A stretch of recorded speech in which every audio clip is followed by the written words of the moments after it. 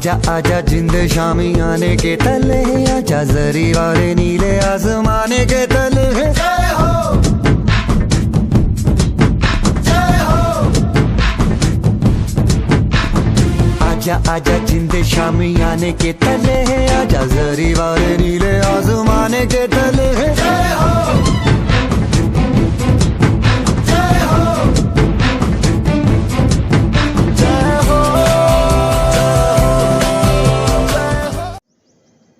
Good morning विद्यार्थी मित्रों।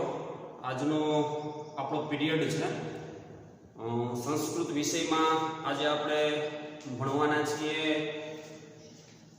વિષયાંક ગદ્ય 12, જેનો આપણે આજે અધ્યયન અધ્યાપન કાર્ય કરવાના છીએ, જેનું નામ છે કંકણસ્ય તુ લોભેન। ખૂબ સરસ એક વાર્તા છે, કંકણસ્ય તુ લોભેન એટલે કે કડાના લોભથી। તો પ્રશ્ન થશે કે કડાના લોભથી એટલે શું? તો સોરી, એક જ મિનિટ, અહીંયા આપણે જોઈએ છીએ કડાના લોભથી એટલે શું। તો એક સરસ વાર્તાના રૂપમાં આપણે શરૂઆત કરવાના છીએ। તો આપણે સ્ટાર્ટ કરીએ છીએ કળાના લોભ।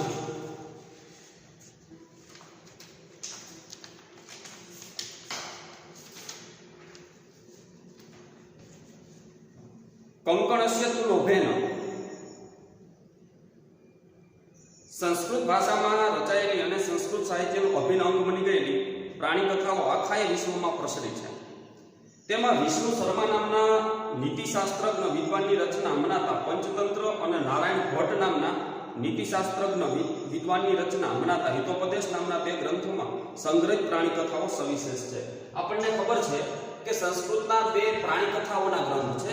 એકનું નામ છે પંચતંત્ર, જેના લેખક છે વિષ્ણુ શર્મા, અને બીજો પ્રાણી કથાનો ગ્રંથ છે જેનું નામ છે હિતોપદેશ, અને જેના લેખક છે નારાયણ પંડિત। તો બે સરસ મજાની પ્રાણી કથાઓના ગ્રંથ છે, અને પ્રાણી કથાઓ દ્વારા મનુષ્યને બોધ આપવા માટેના આ બંને ગ્રંથો છે। આ કથાઓમાં ભરપૂર મનોરંજન છે, તે સાથે વાચકમાં વિચક્ષણતા પ્રગટે અને ચતુરાઈ પણ આવે એવા પ્રકારનું સરસ કથા વસ્તુ કલ્પવામાં આવ્યું છે। કથાના વાચન પછી માણસમાં પ્રગટેલી વિચક્ષણા અને ચતુરાઈ માત્ર રાજકીય કે નીતિશાસ્ત્રને લગતા વ્યવસાયમાં જ ઉપકારક બની રહે, પરંતુ વાચકના પોતાના જીવનમાં પણ ગુણાત્મક પરિવર્તન લાવે એવા પ્રકારનું લક્ષ્ય પણ આ કથાકારોએ રાખ્યું છે।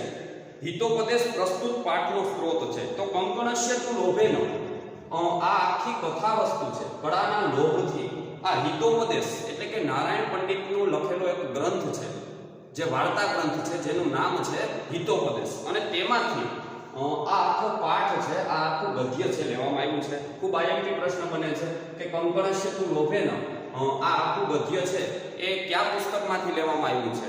તો હિતોપદેશ નામનો જે પ્રાણી કથાનો જે નારાયણ પંડિતનો ગ્રંથ છે તેમાંથી આ આખો પાઠ છે લેવામાં આવ્યો છે। નીતિશાસ્ત્રના આ અમર ગ્રંથના પ્રારંભમાં આવતી પ્રથમ કથા કે જે લુબ્ધ પથિક કથાના શીર્ષકથી જાણીતી બનેલી છે, તેને અહીં સંપાદિત કરી અને મૂકવામાં આવી છે। લુબ્ધ પથિક, પથિક એટલે મુસાફર અને લુબ્ધ એટલે લોભી। હવે લોભી જે મુસાફર છે એને અનુસંધાનમાં આખી એક કથા આવે છે આ ગ્રંથની અંદર, અને એ લુબ્ધ પથિકની આમાં વાત છે રજૂ થઈ છે।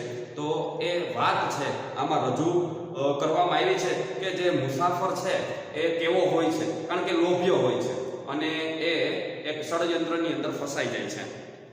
એ આખા પાઠની અંદર આપણે આગળ જોશું। એક વૃદ્ધ વાઘ શિકારીને પોતાની જાળમાં ફસાવવા માટે ત્યાગી અને દાતાનું રૂપ ધારણ કરે છે। તો આખી કથામાં એક વૃદ્ધ વાઘની વાત આવે છે।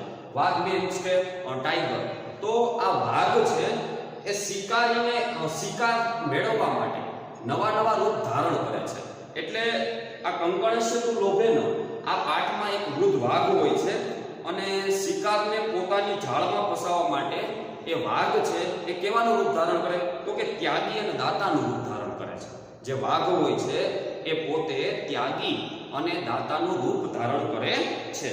પોતાની પાસે રહેલા સોનાના કંકણને લેવા માટે કોઈ તો આવે એવી ટહેલ નાખનારા વાઘ પોતાની લોભાવની વાતોમાં નિર્દોષને ફસાવીને શિકાર કરવાની ખેવના ધરાવે છે।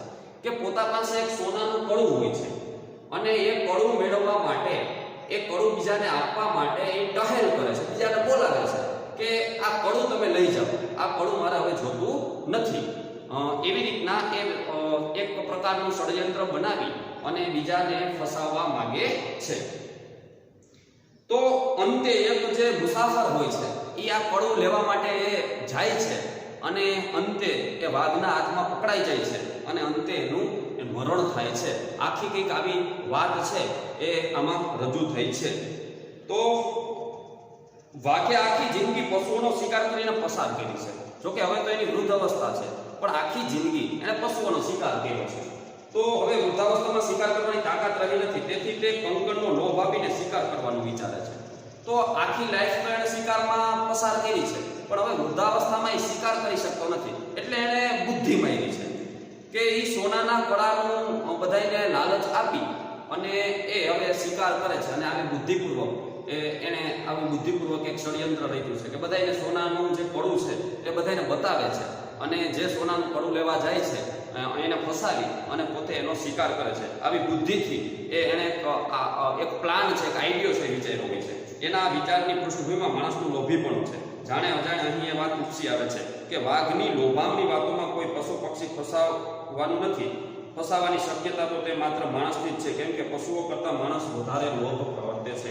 તો આ વાઘના ષડયંત્રમાં પશુ પક્ષીઓ કોઈ ફસાતા નથી, પણ માણસ છે આ વાઘના ષડયંત્રમાં ફસાઈ જાય છે. કારણ કે વધારે આ પૃથ્વી પર જો કોઈ લોભી હોય તો એ માણસ છે, કારણ કે માણસ છે એને લોભ છે એ ખૂબ વધારે હોય છે.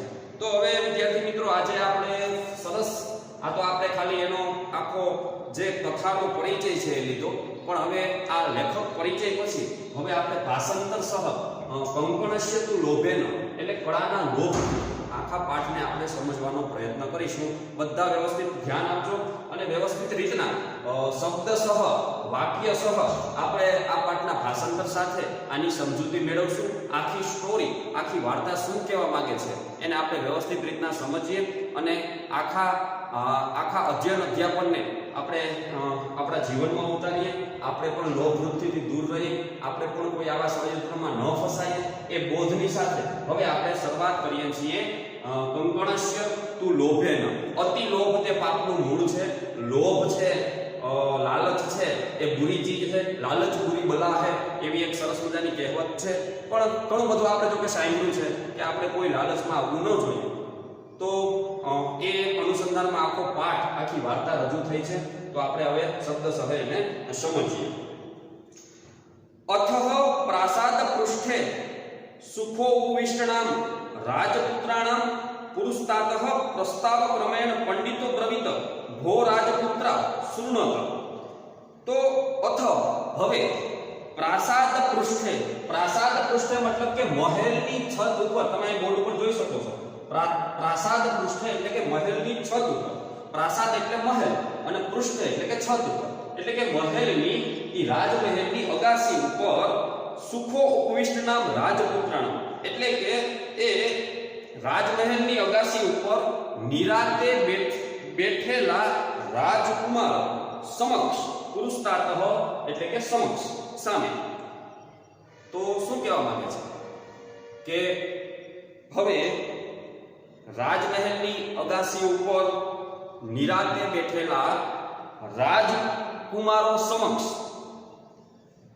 પ્રસ્તાવ ક્રમેણ શરૂઆત કરવાના પગલા રૂપે પંડિતો બ્રવીત, પંડિતે કહ્યું. તો વાત એટલી છે કે હવે રાજમહેલની અગાસી ઉપર નિરાતે બેઠેલા જે રાજકુમારો છે તેને એક શરૂઆત કરવાના ક્રમેથી પંડિત છે એને એક વાત છે એ કહે છે. તો પંડિતે શું કહ્યું? પંડિતે કહ્યું ભો રાજપુત્ર એટલે કે અરે ઓ રાજકુમારો, શૃણુતુ, શૃણુતુ એટલે કે સાંભળો. તો એ પંડિત છે એ રાજકુમારોને એક વાત છે એ સંભળાવે છે અને કહે છે કે હો રાજપુત્ર, હે રાજપુત્રો, એક વાતને સાંભળો. કાવ્ય શાસ્ત્ર વિનોદેન કાલો ગચ્છતિ ધીમતા વ્યસનેન તુ મૂર્ખાણામ નિંદ્રયા કલહેનવા. શું કે છે કે કાવ્ય શાસ્ત્ર વિનોદેન કાલો ગચ્છતિ ધીમતા. ધીમતા એટલે બુદ્ધિમાન માણસોનો સમય. કાલો એટલે કે સમય. બુદ્ધિમાન માણસોનો સમય કાવ્ય અને શાસ્ત્રના આનંદમાં પસાર થાય છે. જોજો પંડિતે શું કીધું રાજકુમારોને? રાજકુમારોને કીધું કે જે ધીમતામ ગચ્છતિ કાલો એટલે કે જે બુદ્ધિમાનો છે, જે બુદ્ધિમાન માણસો છે એનો સમય છે એ તો કે કાવ્ય શાસ્ત્રના આનંદમાં પસાર થાય છે. ખાસ યાદ રાખજો, બુદ્ધિમાન જે માણસો છે એનો સમય છે એ કાવ્ય અને શાસ્ત્રના આનંદમાં પસાર થાય છે. વ્યસનેન તુ મૂર્ખાણામ નિંદ્રયા કલહેનવા. અને જે મૂર્ખા માણસો છે એનો સમય છે એ વ્યસન, નિંદ્રા અને ઝઘડામાં પસાર થાય છે. તો ખૂબ સરસ વાત કરી છે પંડિતે રાજકુમારોને કે જે બુદ્ધિશાળી માણસો છે એનો સમય છે એ કાવ્ય, શાસ્ત્ર આ બધામાંથી આનંદ લઈ અને એનો એમાં સમય પસાર થાય છે. જ્યારે મૂર્ખાઓ હોય છે એનો સમય તો હંમેશા વ્યસનમાં, નિંદ્રામાં અને ઝઘડા કરવામાં, કલહ કરવામાં જ એનો સમય પસાર થાય છે. તદ ભવતામ વિનોદાય. તો આપની પ્રસન્નતા માટે શું કહે છે પંડિત? કહે છે રાજકુમારોને કે તમારી પ્રસન્નતા માટે વિનોદાય. વિનોદાય એટલે કે પ્રસન્નતા અથવા ખુશી. તો તમારી ખુશી માટે કાક કુર્માદિનામ વિચિત્રામ કથા કથિષ્યામિ. તો એ પંડિત છે એ રાજકુમારોને કહે છે કે તમારી ખુશી માટે હું તમને એક કાગડા અને કાચબાના મનની અદ્ભુત વિચિત્ર વાત હું તમને કહીશ. જો કથયિષ્યામિ ભવિષ્યકાળ છે. કાકહ એટલે કાગડો અને કુર્માદિન એટલે કાચબો. કે તમારી પ્રસન્નતા માટે, તમારી ખુશી માટે હું તમને કાગડો અને કાચબાની એક વિચિત્ર અદ્ભુત વાત છે હું તમને કરીશ. રાજપુત્રે ઉક્તમ એટલે રાજકુમારોએ કહ્યું, રાજકુમારો બોલ્યા, આર્ય કથયતુ એટલે કે છે કે હે પંડિત કહો અમને. પંડિત ઉવાચ પંડિત કહે છે શૃણતુ યુયમ એટલે કે તમે બધા સાંભળો. સંપ્રતિ મિત્રલાભ પ્રસ્તુયતે. અત્યારે સંપ્રતિ એટલે કે અત્યારે મિત્રલાભની હું એક કથા છે એ પ્રસ્તુત કરું છું. હું મિત્રલાભની એક કથા છે એ પ્રસ્તુત કરું છું, એ તમે સાંભળો. તત્ર એમ પ્રથમ કથા અને તેમાં આ પ્રથમ શ્લોક છે, તેમાં આ પ્રથમ કથા છે. કોઈ તો કે મિત્રલાભ. મિત્રલાભની એક જે કથા છે એ રજૂ કરે છે અને તેમાં આ પ્રથમ શ્લોક છે અથવા તો આ પ્રથમ કથા છે. કંકણસ્ય તુ લોભેન મગ્ન પકે સુદુસ્તરે વૃદ્ધ વ્યાઘ્રેણ સંપ્રદાહ પથિકઃ સમૃતો યથા. શું કે છે એ પંડિત કહે છે કે કંકણસ્ય તુ લોભેન અને કડાના લોભથી મગ્ન પંકે સુદુસ્તરે કડાના લોભથી નીકળી ન શકાય તેવા, સુદુસ્તરે એટલે કે નીકળી ન શકાય તેવા, કળાના લોભથી નીકળી ન શકાય તેવા કાદવમાં ખૂપી ગયેલો. મગ્ન પંકે, પંકે એટલે કાદવ અને મગ્ન એટલે એમાં ખૂપી ગયેલો, એમાં ફસાઈ ગયેલો. કળાના લોભથી બહાર નીકળી ન શકાય એવા એ કાદવમાં ખૂપી ગયેલો એ મુસાફર છે. વૃદ્ધ વ્યાઘ્રેણ સંપ્રાપ્ત પથિક સમૃદ્ધો યથા. કળાના લોભથી બહાર નીકળી ન શકાય તેવા કાદવમાં એ ફસાયેલો અને વૃદ્ધ વાઘ વડે પકડાયેલો મુસાફર જે રીતે મૃત્યુ પામ્યો હતો તેવી રીતે આપણે થઈ જઈએ. કળાના લોભથી બહાર ન નીકળી શકાય તેવા કાદવમાં ફસાયેલો એ વૃદ્ધ વાઘથી પકડાયેલો એ મુસાફર છે, જેવી રીતના મૃત્યુ પામ્યો હતો તેવી રીતના આપણે બધા થઈ જઈએ. એટલે થોડું અટપટું લાગ્યું, એને સમજાણું નહીં રાજકુમારોને. રાજપુત્ર ઊંચું એટલે રાજકુમારો છે એ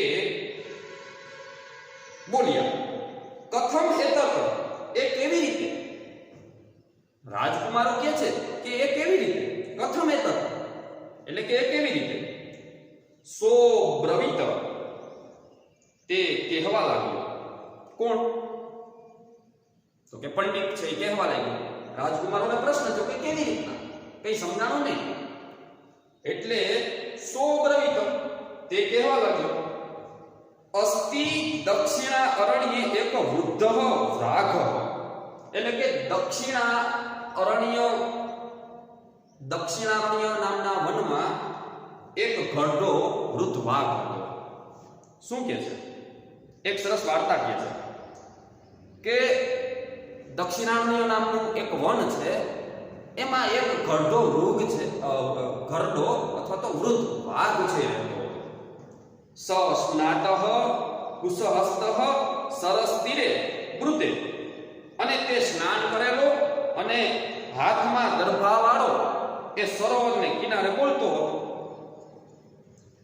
દક્ષિણારણ્ય નામનું એક વન છે, એમાં એક ગરડો વાઘ રહેતો હતો, સ્નાન કરેલો અને હાથમાં દર્ભવાળો, સરસ તીરે એટલે કે સરોવરના તીરે, સરહ એટલે સરોવર અને તીરે એટલે કાંઠો, એ સરોવરના કાંઠે મૃતે એ બોલતો હતો, એ કહેતો હતો ભો ભો પંથા, એટલે કે ઓહો મુસાફરો. પંથા એટલે શું થાય? મુસાફર. એ બધાને બોલાવતો હતો. સ્નાન કરેલો, હાથમાં દર્ભ વાળો એ સરોવરને કિનારે વાઘ બેઠો હતો અને બધાને બોલાવતો હતો. ત્યાંથી જે કોઈ મુસાફર પથિક પસાર થાય એને એ રાણોડાથી બોલાવે કે અરે રે પંથા ઇદમ સુવર્ણ કર્ણકમ ગૃહતામ, એટલે કે આ સોનાનું જે કડું છે એ લઈ જાઓ. શું ત્યાંથી એ બોલતો હતો? એ વૃદ્ધ વાઘ છે એ સરોવરને કિનારે બેઠો બેઠો કહેતો હતો કે ઇદમ આ સુવર્ણ કર્ણકમ ગૃહતામ, એટલે કે આ સોનાનું કડું છે એ લઈ જાઓ. તતઃ, અને પછી લોભાકૃષ્ટેન, એટલે કે લોભથી આકર્ષાયેલો. લોભાકૃષ્ટેન એટલે શું થાય? લોભથી આકર્ષાયેલો. કેનચિત પંથાન, એટલે કે કોઈક પથિક છે, કોઈક મુસાફર છે. આલોચિતમ, આલોચિતમ મતલબ કે કોઈક મુસાફરે વિચાર્યું યત ભાગ્યેન એતત સંભવમ અતિ. પછી તો લોભથી આકર્ષાયેલો કોઈક મુસાફર છે એને વિચાર્યું કે આવું તો ભાગ્યે જ સંભવ બને છે, આવો લાભ મળતો હોય તો થોડો જ આવવા દેવાય. એ લોભથી આકર્ષાયેલો એ મુસાફર હતો. એ મુસાફરને શું થયું કે યત ભાગ્યેન એતત સંભવતી, આવું તો ભાગ્યે જ શક્ય બને છે, સોનાનું કડું ક્યાં થયું? એટલે એ લોભાઈ ગયો, એ લાલચમાં આવી ગયો. મુસાફર છે એને વિચાર્યું કે આવું સોનાનું કડું ક્યાંથી અત્યારે આ વાત આપે, તો આવું તો ભાગ્યે જ શક્ય બને છે. કિંતુ, પણ એને એક ચિંતા પણ હતી. કિંતુ અસ્મિન આત્મસંદેહે પ્રવૃત્તિ ન વિધેયા, પરંતુ જીવનને જોખમમાં મૂકી તેવી પ્રવૃત્તિ કરવી જોઈએ નહીં. કિંતુ આત્મસંદેહે પ્રવૃત્તિ ન વિધેયા, જીવને જોખમમાં મૂકી અને કોઈ એવી પ્રવૃત્તિ કરવી ન જોઈએ. આ એક વાક્ય ખાસ યાદ રાખજો કે કિંતુ અસ્મિન આત્મસંદેહે પ્રવૃત્તિ ન વિધેયા, પોતાના જીવને જોખમમાં મૂકીને કોઈ એવી પ્રવૃત્તિ કરવી ન જોઈએ. યત મતલબ કે કારણ કે અનિષ્ટ દિષ્ટતા લાભે ન ગતિ જાર્યતે શુભા યત્રાસ્તે વિષ સર્ગો મૃતમ તદપી મૃત્યુવે, તો શું કહે છે? કારણ કે અનિષ્ટ મારફતે થતા મનગમતા લાભમાં પણ સારી દશા થતી નથી. ખરાબ માર્ગે થતા લાભમાં પણ સારી દશા થતી નથી. અનિષ્ટ ન ઈચ્છેલા મનગમતા માર્ગમાં આપણી સારી દશા થતી નથી. અને આગળ કહે છે યત્રાસ્તે વિસસર્ગો મૃતમ તદપી મૃત્યુવે, જેમાં ઝેરનો સ્પર્શ છે એવું અમૃત પણ મૃત્યુ માટે કારણરૂપ બને છે. સરસ વાત કહી છે કે જેમાં ઝેરનો સ્પર્શ છે એવું અમૃત પણ મૃત્યુનું કારણરૂપ બને છે. એટલે વાત કરી છે કે ન ઈચ્છેલી મનગમતી વસ્તુ ન ઈચ્છેલી ભલે પછી મનગમતી વસ્તુ હોય એનાથી સારી દશા થતી નથી. જેમાં ઝેરના સ્પર્શ છે એવા અમૃત પણ મૃત્યુનું કારણરૂપ બની શકે છે. કારણ કે ઝેર ખબર છે કે ભાઈ કોઈ પણ અમૃતમાં પણ ઝેરનું એક ટીપું નાખી દઈએ તો અમૃત પણ ઝેર બની જાય છે. એટલે કીધું છે કે જેમાં ઝેરના સ્પર્શ છે એવું અમૃત પણ મૃત્યુનું કારણરૂપ બને છે. આગળ એ મુસાફર કહે છે કિંતુ સર્વત્ર અર્થાજન પ્રભુતો સંદેહ એવ તથાચ ઓક્તમ, પરંતુ સર્વત્ર એટલે બધે જ પૈસા મેળવવા માટે બધે જ જોખમ તો હોય જ. અર્થાજન પ્રભુતો, અર્થાજન એટલે કે પૈસા મેળવવા માટે. મુસાફર એ પણ વિચારે છે કે ભાઈ પૈસા કમાવા હોય, પૈસા મેળવવા હોય તો બધે જોખમ તો ખેડવું જ પડે.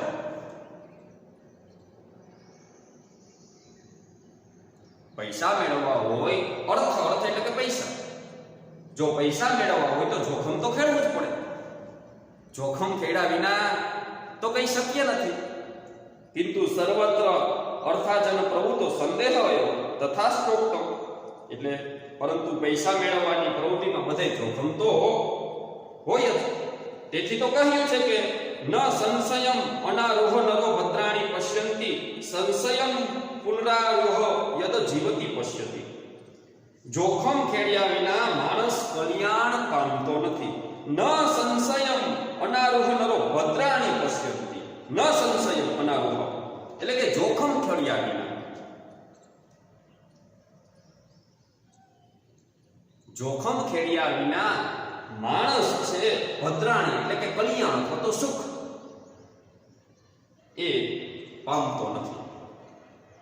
ન સંશયમ અનારોહ નરો ભદ્રાણી પશ્યંતિ, જોખમ ખેડ્યા વિના માણસ છે ને એ કલ્યાણ છે, સુખ છે એ પામતો નથી. સંશયમ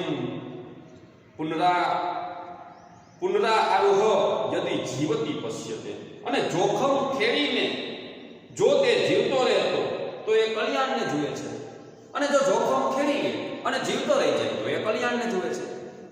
એટલે ચોખ્ખી વાત છે. મુસાફરે વિચાર કર્યો કે ભાઈ જોખમ ખેડ્યા વિના તો માણસ કલ્યાણને ન જુએ, અને જોખમ ખેડીને જો જીવતો રહી જાય તો એ કલ્યાણને જુએ છે. કારણ કે જોખમ ખેડવામાં પાછી બીક લાગે છે, જોખમ ખેડવામાં મૃત્યુ પણ આવી શકે, પણ જો જોખમ ખેડીને જો જીવતો રહી જાય તો એ કલ્યાણને જુએ છે. એટલે એને મન મક્કમ કહ્યું કે ભાઈ જોખમ ખેડી કડું લેવા માટે હું જાઉં, સરોવરની અંદર હું પ્રવેશ કરું, જોખમ તો ખેડવું જ પડશે. કારણ કે પૈસા કમાવા બધે જોખમ તો હોય જ છે, અને જોખમ ખેડ્યા વિના તો ક્યાંય સુખ પ્રાપ્ત થવાનું નથી. અને જો જોખમ ખેડી લીધા પછી જો જીવતો રહીશ તો કલ્યાણ છે એ હું પ્રાપ્ત કરીશ, સુખ હું પ્રાપ્ત કરીશ. એટલે હવે એ નક્કી કરે છે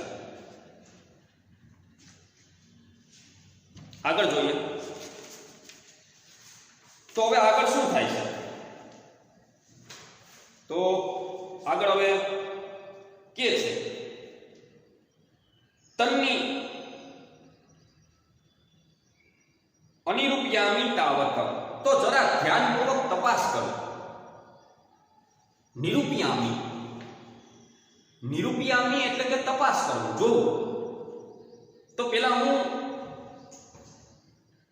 તન્ની, તન્ની એટલે તો નિરૂપ્યામી, તો હું ધ્યાનપૂર્વક પેલા તપાસ કરું કે વાઘ ક્યાં છે, સરોવરમાં છે, કેટલું જોખમ છે. જોખમ ખેડવું છે પણ પેલા જોઈ લઉં સ્થળ. મુસાફર ને થયું કે પેલા હું સ્થળને જોઈ લઉં. એટલે તતો અનિરૂપ્યામી એટલે અનિરૂપ્યામી એટલે કે એ જરા ધ્યાનપૂર્વક હું તપાસ કરું. પ્રકાશ ભૂતે, પછી મોટેથી બોલ્યો. કોણ? તો કે મુસાફર.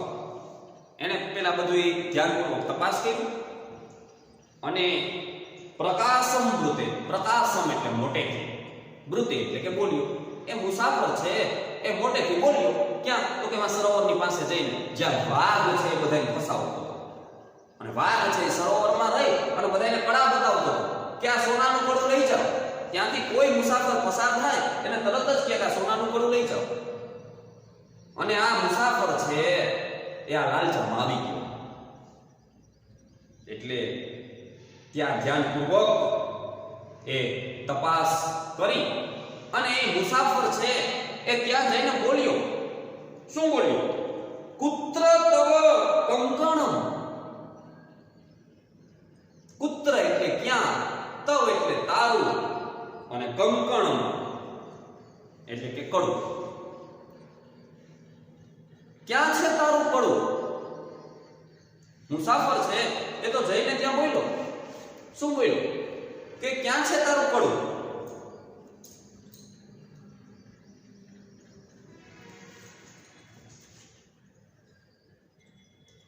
વ્યાઘ્રહ હસ્તમ પ્રસાર્ય દર્શયતિ. અને વાઘે હસ્તમ પ્રસાર્ય એટલે કે હાથ લાંબો કરીને દર્શયતિ એટલે કે દેખાડ્યો. અને ઓલે પ્રશ્ન કર્યો કે ક્યાં છે તારું કડું? એટલે વાઘે પોતાનો હાથ છે એ આમ લાંબો કરી અને એને દેખાડ્યો. પાંથો અવદત અને મુસાફર છે એ પાછો બોલ્યો. કથમ મારાત્મ્યકમ ત્વયી વિશ્વાસ. કથમ મારાત્મ્યકમ ત્વયી વિશ્વાસ. તો ઓલા વાઘે તો હાથ લાંબો કરી અને કડું છે એ દેખાડ્યું. એટલે મુસાફર તો પાછો બોલ્યો કે હત્યારા, તારા ઉપર હું ભરોસો કેવી રીતના કરું? મુસાફર છે એને વાઘને કીધું કે હત્યારા, હું તારી ઉપર વિશ્વાસ કેવી રીતના કરું? વાઘે કડો તો દેખાય પણ મુસાફરને બીક તો લાગતી હતી કે હું એની પાસે જો કડું લેવા જાય અને તરત જ મારો શિકાર કરી લેશે. એટલે એ વાક્ય બોલ્યો. જો લખેલું છે પાંથો અવદત એટલે પાંથ એટલે પથિક, મુસાફર. મુસાફર છે બોલ્યો કથમ મારાત્મકે ત્વયી વિશ્વાસ. તારા ઉપર હું વિશ્વાસ કેવી રીતના મૂકું? વ્યાઘ્રહ ઉવાચ. અને વાઘ છે એ બોલ્યો. ઓલે કીધું ને મુસાફરે કે તારા હાથમાં કડું તો છે પણ હું તારી ઉપર વિશ્વાસ કેમ કરું? એટલે વ્યાઘ્રહ ઉવાચ. અને એ વાઘ છે એ બોલ્યો શૃણુ રે પાંથઃ. હે મુસાફર સાંભળ. જોજો હવે વાઘ થોડી મીઠી મીઠી વાતો કરે છે મુસાફરને ફસાવવા માટે. મુસાફરે કીધું કે તું તો હત્યારો છે, તારા ઉપર હું વિશ્વાસ કેવી રીતના કરું? હત્યારા, તારા ઉપર હું વિશ્વાસ ભરોસો કેવી રીતના મૂકું? એટલે વાઘ કે છે કે શૃણુ રે પાંથઃ વ્યાઘ્ર ઉવાચ. વાઘ કહે છે કે હે મુસાફિર સાંભળ મને, પ્રાગેવ યૌવન દશાયામ અહમ અતીવ દુવૃત્તઃ આસમ. શું કે છે કે યુવાવસ્થામાં હું અત્યંત ખરાબ વર્તન વાળો હતો. આ તને મારી બીક લાગતી હશે, તું મારા ઉપર ભરોસો નથી મૂકતો એ હું સમજી શકું, અને મારી બીક લાગતી હશે, તું મારા ઉપર ભરોસો નથી મૂકી શકતો એ હું સમજી શકું. પણ સાંભળ કે યુવા અવસ્થામાં હું અત્યંત ખરાબ વર્તન વાળો હતો. યૌવન દશાયામ એટલે કે યુવા અવસ્થામાં, અહમ એટલે હું, અતિવ એટલે કે ખૂબ જ, દુર્વૃત્તઃ આસમ એટલે હતો, દુર્વૃત્તઃ એટલે કે ખરાબ વર્તન વાળો. તો યુવા અવસ્થામાં હું ખૂબ શિકારી હતો, ખૂબ જ ખરાબ વર્તન વાળો હતો. અનેક ગો માનુષાણામ વધાત, મેં અનેક ગાયો અને મનુષ્યો હું મારણ થઈ. મેં અનેક ગાયો અને મનુષ્યો ની હિંસા કરી.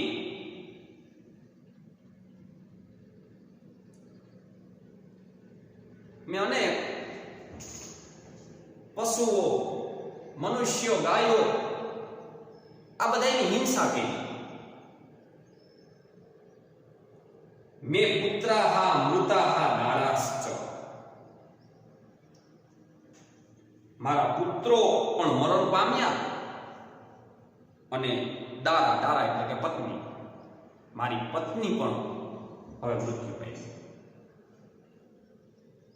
મેં અનેક ગાયો મનુષ્યને મારી નાખ્યા, એની હિંસા કરી.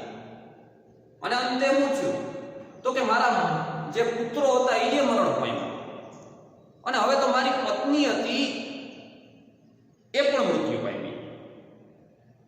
વંશહીન ચાહમ જાત, હવે તો હું સંતાન વિનાનો થઈ ગયો. હવે તો મારો કોઈ વંશ વેલો નથી રહ્યો. જોજો વાઘ છે એ કેવી રીતના ફસાવે છે કે ભાઈ હું યુવા અવસ્થામાં તો હું ખૂબ જ ખરાબ વર્તન વાળો હતો, અને એ સમયે યુવા અવસ્થામાં તો હું ખૂબ જ હિંસક શિકારી પણ હતો, અને અનેક ગાયો મનુષ્યોની મેં હિંસા કરી. મારા પુત્રો પણ મરણ પામ્યા, મારી પત્ની પણ મરણ પામી. વંશહીન ચાહમ જાત, અને હું વંશ વિનાનો હવે થઈ ગયો છું. હવે મારા એક પણ સંતાન મારું હવે રહ્યું નથી. તત આથી તત એટલે પછી,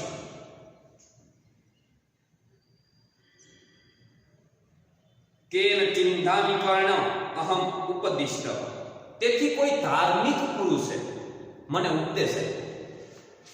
પછી એ કે મને કોઈ ધાર્મિક પુરુષે મને ઉપદેશે કે હું ખરાબ વર્તન વાળો હતો, હું જેને દેખું એનો હું શિકાર કરી નાખતો, ખૂબ પાપ કર્યું. વાઘ કે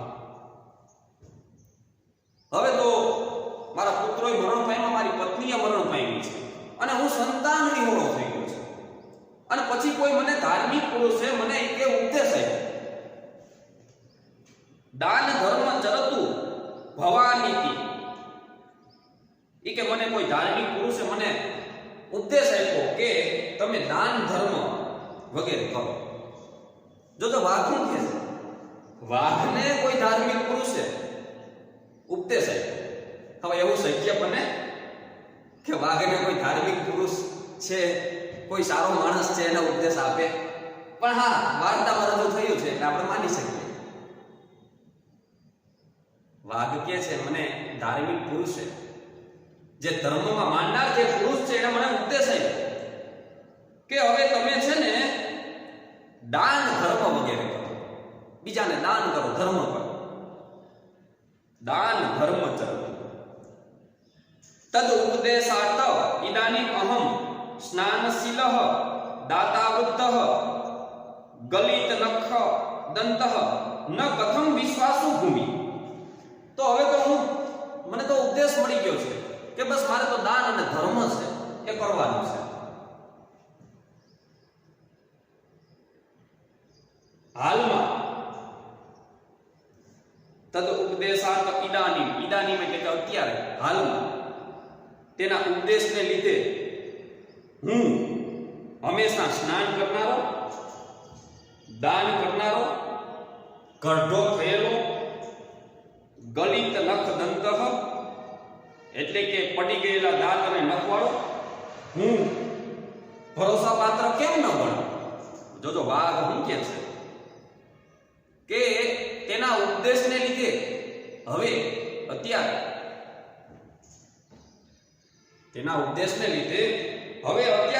સ્નાનશીલ એટલે કે હું સ્નાન કરનારો, દાતા એટલે કે દાન કરનારો, વૃદ્ધ એટલે કે વૃદ્ધ થયેલો, ગલિત નખ દંત એટલે કે પડી ગયેલા દાંત અને નખવાળો, ન કથમ વિશ્વાસ ભૂમિ હું ભરોસાને પાત્ર કેમ ન બનું? વાત હવે તો હું એક ધાર્મિક પુરુષ જેવો થઈ ગયો છું. હવે તો એ ધાર્મિક પુરુષના ઉપદેશને લીધે હંમેશા સ્નાન કરનારો છું, હું દાન આપનારો છું, ગઢો થયેલો તેમજ પડી ગયેલા દાંત અને નખવાળો. હવે હું વિશ્વાસને પાત્ર કેવી રીતના ન ગણું? હવે તમે કે મારી પર ભરોસો કરો, હું હવે પેલા જેવો શિકારી નથી રહ્યો, પેલા જેવો ખરાબ વર્તન વાળો નથી રહ્યો. હવે તો હું સ્નાન કરવા વાળો, દાન આપનારો, વૃદ્ધ થયેલો, પડી ગયેલા દાંત અને નખવાળો. તો હવે તો હું ભરોસાને પાત્ર ગણાવ ને. હવે હું શા માટે ભરોસાને પાત્ર ન ગણાવ? એટલે વાઘ છે આવી બધી વાતો કરી અને મુસાફરને ફસાવવા માંગે છે. મમ ચેતાવાન લોભ વિરહ યેન સ્વહસ્ત સ્થમ અપી સુવર્ણ કંકણમ યસ્મે કસ્મેચિત દાતુમ ઈચ્છામિ. મમ ચેતાવાન લોભ વિરહ. હવે તો મને લોભ માટે આટલો બધો અભાવ છે. લોભ વિરહ મમ ચેતાવાન. હવે તો એ કે મને લોભ માટે એટલો બધો અભાવ છે કે સ્વહસ્તસ્થમ મારા હાથમાં રહેલું અપી સુવર્ણ કંકણ, મારા હાથમાં રહેલું જે સોનાનું કડું છે. હવે તો હું દાન કરનારો, સ્નાન કરનારો, વૃદ્ધ થયેલો, હવે તો મને લોભનો વિરહ છે. હવે મને કોઈ લોભ નથી. એટલે મારા હાથમાં રહેલું મેં વિચાર્યું, વાઘ કે મેં વિચાર્યું છે હવે તો હું દાન કરવા વાળો છું, દાન પુણ્ય મારે કરવું છે. એટલે મેં વિચાર્યું છે કે સ્વહસ્તસ્થમ અપી સુવર્ણ કંકણમ યસ્મે કસ્મેચિત દાતુમ ઈચ્છામિ. હવે મને એક લોભનો કોઈ વિરહનો અભાવ છે. એટલે હવે મેં વિચાર્યું છે કે મારા હાથમાં જે પહેરેલું જે સોનાનું કડું છે એ ગમે તે કોઈને હું આપવા ઈચ્છું છું. મારા હાથમાં જે સોનાનું કડું છે એ હું કોઈકને આપવા ઈચ્છું છું. મારે આ બધું દાન પૂર્ણ કરી દેવું છે. હવે મારે કંઈ જોતું નથી. એટલે એણે કીધું કે હવે મને હવે કોઈ લોભ મોહ રહ્યો નથી. સ્વહસ્તસ્થમ અપી સુવર્ણ કંકણ. સ્વહસ્ત એટલે કે મારા પોતાના હાથમાં, સ્થમ એટલે રહેલું, સુવર્ણ કંકણ જે સોનાનું કડું છે, મારા હાથમાં રહેલું જે સોનાનું કડું છે, કસ્મેચિત દાતુમ ઈચ્છામિ. હું કોઈકને, કસ્મેચિત એટલે કે હું કોઈકને દાતુમ ઈચ્છામિ, હું કોઈકને એ આપવા ઈચ્છું છું. ત્વંશ્ચ અતીવ દુર્ગતઃ. અને તું અત્યંત ખરાબ હાલતને પામેલો અહીં આવેલો છે. મુસાફરને વાઘ કહે છે કે તારી હાલત બહુ ખરાબ છે, તું ખરાબ હાલતમાં અહીં આવેલો છે, લાગે તો આમ ગરીબ જેવો છે. વાઘ કે કોને કે મુસાફરને કે તું તો અત્યંત ખરાબ દશાને પામેલો આવેલો છો.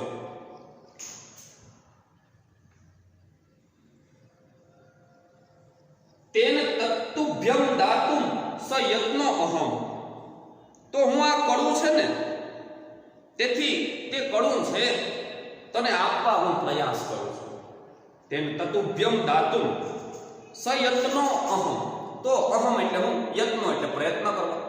તો હું આ કડું છે એ તને આપવા પ્રયત્ન કરું છું. હવે સરોવરની અંદર ઈ વાઘ છે અને આ ભાઈ તો હજી કાંઠે ઉભા છે. લોભી મુસાફિર, લોભી પથિક.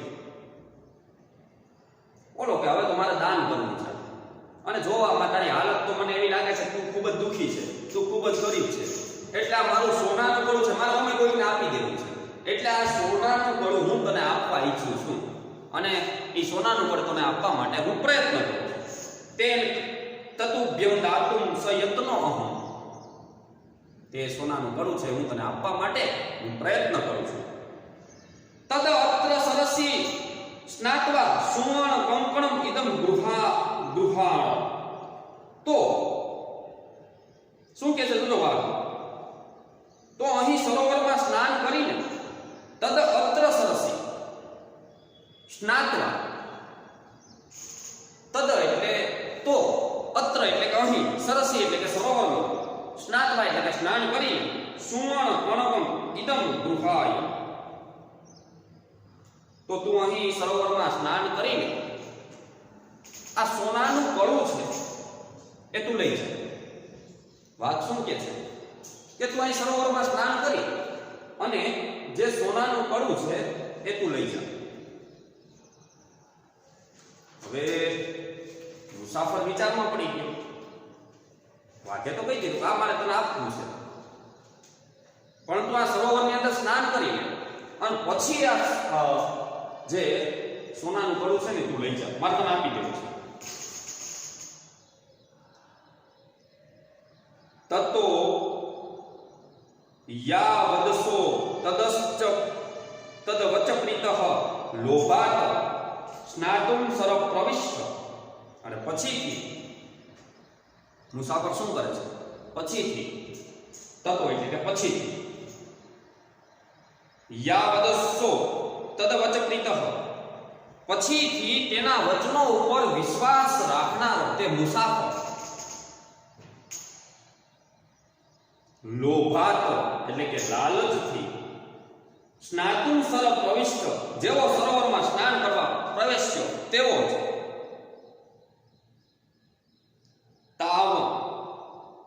તાવ અનમા પકે નિમગ્ન, પછી તેના વચનો પર વિશ્વાસ રાખનારો તે મુસાફર જેવો એ લાલચથી એ સરોવરમાં સ્નાન કરવા માટે એને પ્રવેશ કર્યો અને તરત જ તેવો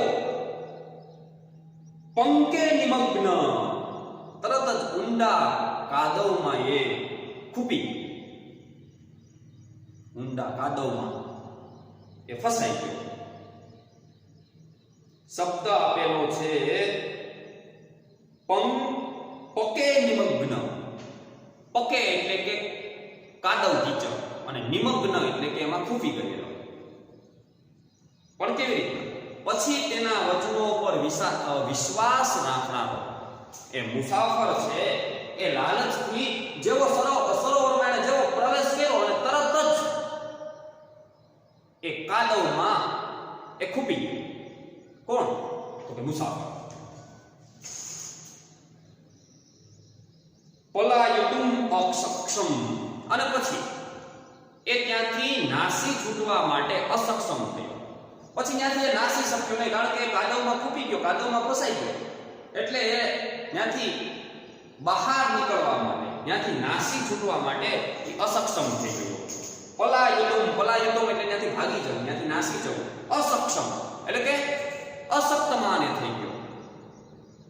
તમ પકે પતિતમ દ્રષ્ટવા વ્યાઘ્રો અવદત.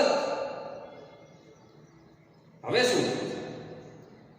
હવે તો એ કાદવમાં એવી રીતના એ ફસાઈ ગયો, કાદવમાં એવી રીતના એ ખૂપી ગયો કે એ ત્યાંથી હવે નીકળી શકે એમ છે નહીં. હવે શું? હવે વાઘ શું કરે છે?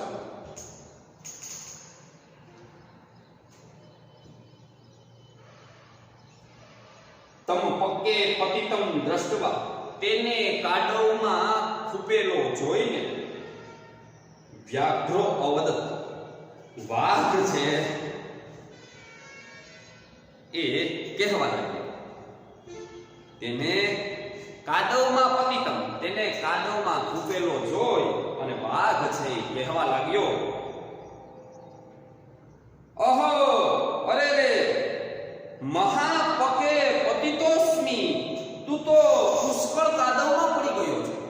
ચલો હવે કાદવમાં ખૂપી ગયેલો જોઈને વાઘ છે એ કહેવા લાગ્યો, અરે રે મહાપકે પતિતોસ્મી, મહાપકે એટલે તું તો પુષ્કળ કાદવમાં પડી ગયો છે. અત તેથી ત્વામ અહમ ઉસ્થાપ્યામિ, તેથી હું તને ઊભો કરું છું. એટલે મતલબ કે તું કાદવમાં ફસાઈ ગયો છો, અરે તું તો કાદવમાં ફસાઈ ગયો છે, તું કાદવમાં ખૂપી ગયો છે, એટલે હું તને ઉસ્થયામિ, એટલે કે હું તને ત્યાંથી ઊભો કરું છું, હું તને ત્યાંથી બહાર કાઢું છું. મુસાફરને થયું કે ખરેખર વાઘ છે દયાવાળો કહેવાય.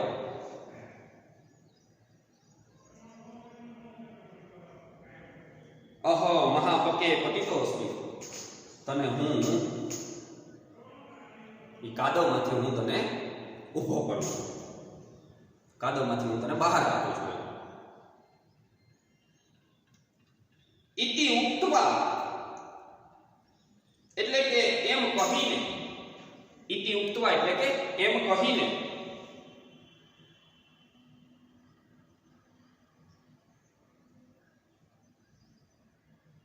સન્ને સન્ને ઉપગમ્ય, ધીમે ધીમે પાસે જઈને તેન વ્યાઘ્રેણ, તે વાઘે ધૃતશ્ચ પાંથો ચિંતયત, અને એમ કહીને ધીરે ધીરે પાસે જઈને તે વાઘે એને પકડી લીધેલો અને તે મુસાફર છે એ વિચારવા લાગ્યો. જો પાંથો ચિંતયત, પછી તો પેલા તો વાઘે કીધું કે હું તને ઈ કાદવ કીચડમાંથી હું તને ઊભો કરું છું. ઇતિ ઉક્તવા એમ કહીને સન્ને સન્ને એટલે કે ધીમે ધીમે એ વાઘ છે એમની પાસે ગયો અને વાઘે એ મુસાફરને પકડી લીધેલો અને મુસાફર છે એ વિચારવા લાગ્યો. હવે એને બધું સત્યનું ભાન થયું કે વાઘે મને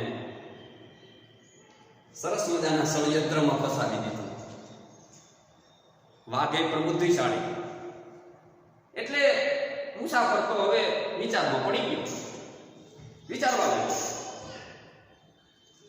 ન ધર્મ શાસ્ત્રમ પઠતી કારણમ નશ્ચ અપી વેદા અધ્યયનમ દુરાત્મનઃ સ્વભાવ એવાત્ર તથારિષ્યતે યથા પ્રકૃત્યા મધુરમ ગવાપયઃ.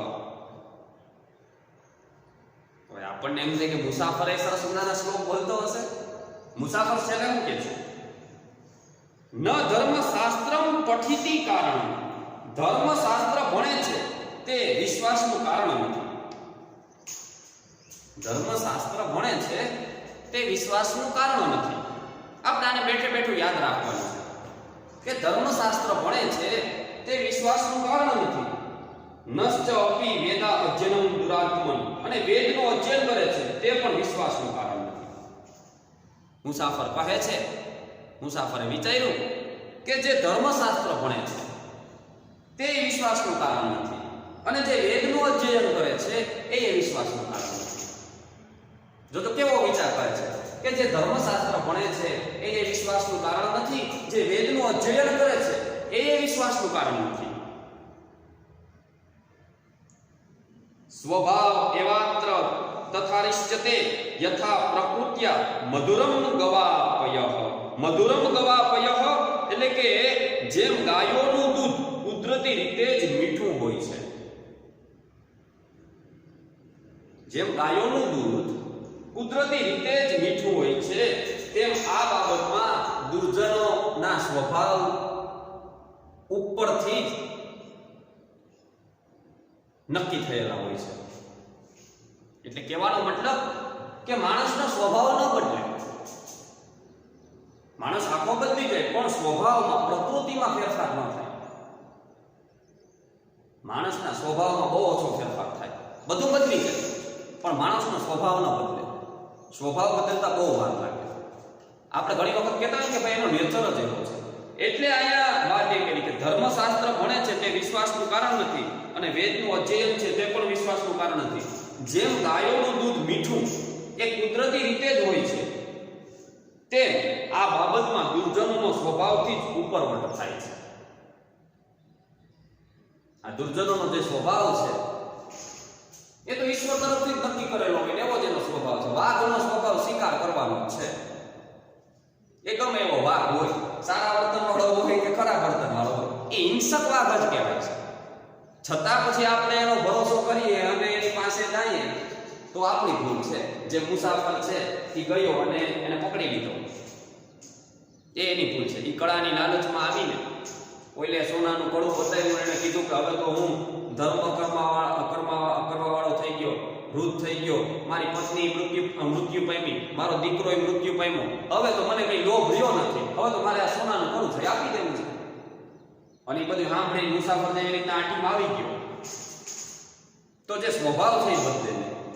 ભલે ને વાઘે મીઠી મીઠી વાતો કરી પણ મુસાફરને સમજવાની જરૂર હતી. ચલો તો છેલ્લે જેમ ગાયોનું દૂધ કુદરત રીતે જ મીઠું હોય છે તેમ આ બાબતમાં દુર્જનોનો સ્વભાવથી પણ ઉપરવટ થાય છે. આગળ તન્મયા ભદ્રમ ન કૃતમ યદત્ર મારાત્મકે વિશ્વાસકૃતઃ ઇતિ ચિંતયન વાસો વ્યાઘ્રેણ ધૂત્વા વ્યાપાદિતઃ ખાદિતશ્ચ. હવે તન્મયા તો અહીં ભદ્રમ ન કૃતઃ,